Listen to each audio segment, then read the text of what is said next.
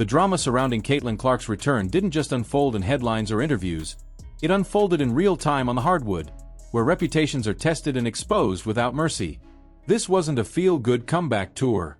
This was a high-stakes audition under the brightest possible lights, and Clark understood that from the moment she walked into that gym. Every eye was on her. Every movement was measured. Every possession carried weight. And after the nightmare of the previous season, there was nowhere to hide. The injuries had taken almost everything from her. 13 games. That number still hangs in the air because of how absurd it sounds for someone who had just rewritten the record books. Left quad, left groin, right groin, left ankle. It wasn't one setback, it was a chain reaction that stripped away rhythm, confidence, and control. For the first time in her basketball life, Clark wasn't the engine driving the game. She was a spectator, forced to watch the league move on without her while questions quietly multiplied in the background. Was her body breaking down under the pressure? Was the physical toll of her play style catching up? Was this meteoric rise unsustainable? Sue Bird didn't buy any of it. When she said Clark was 100% healthy, it wasn't optimism. It was certainty. And that certainty carried weight because Bird has seen every version of this story before. She knows the difference between someone trying to convince themselves they're back and someone who already knows. What followed wasn't hype. It was confirmation. Clark didn't walk into camp trying to dominate from the first possession. She walked in controlled, deliberate, almost understated. The early moments were quiet. Simple passes. Smart spacing. Defensive effort. It looked intentional, like she was letting the game come back to her instead of forcing it. That patience confused some people. They wanted fireworks immediately. They wanted proof. And for a brief moment, doubt crept back in. Then the ball swung her way near the logo. 2 dribbles. Clean footwork. No rush.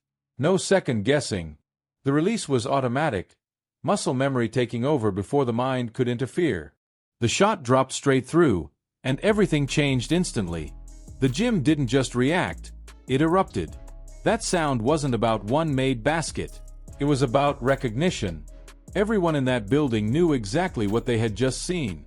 That was the shot. The one that defined her rise. The one defenses build entire schemes around. The one that doesn't lie. In that single moment, months of speculation collapsed. The injuries hadn't taken her confidence. The time away hadn't dulled her instincts. If anything, the pause had sharpened them. Clark didn't celebrate. She didn't gesture.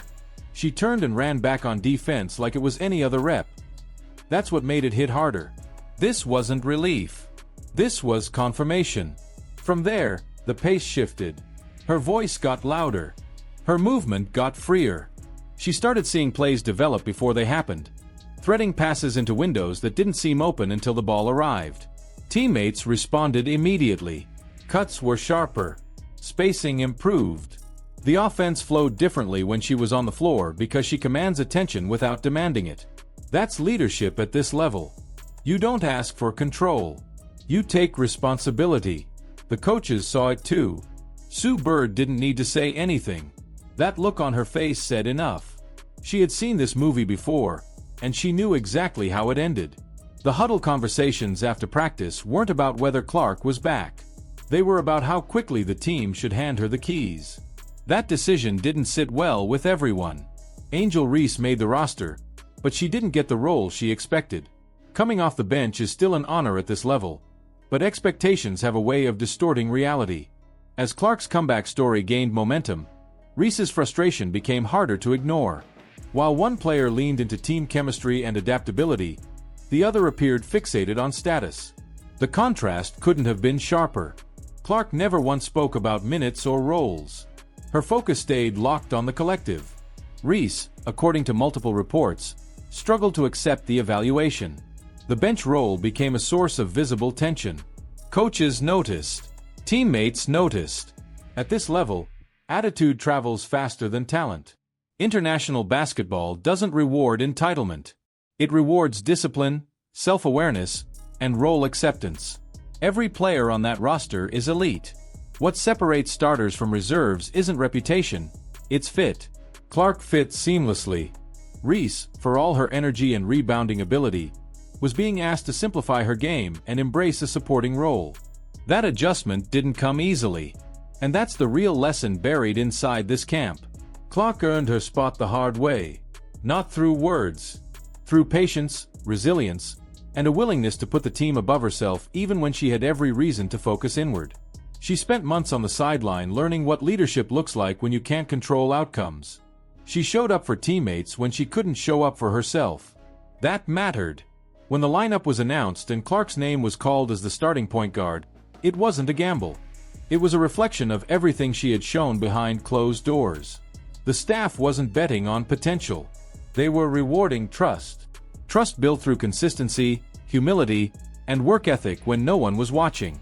The irony is that missing the previous Olympic cycle may have been the best thing that could have happened to her.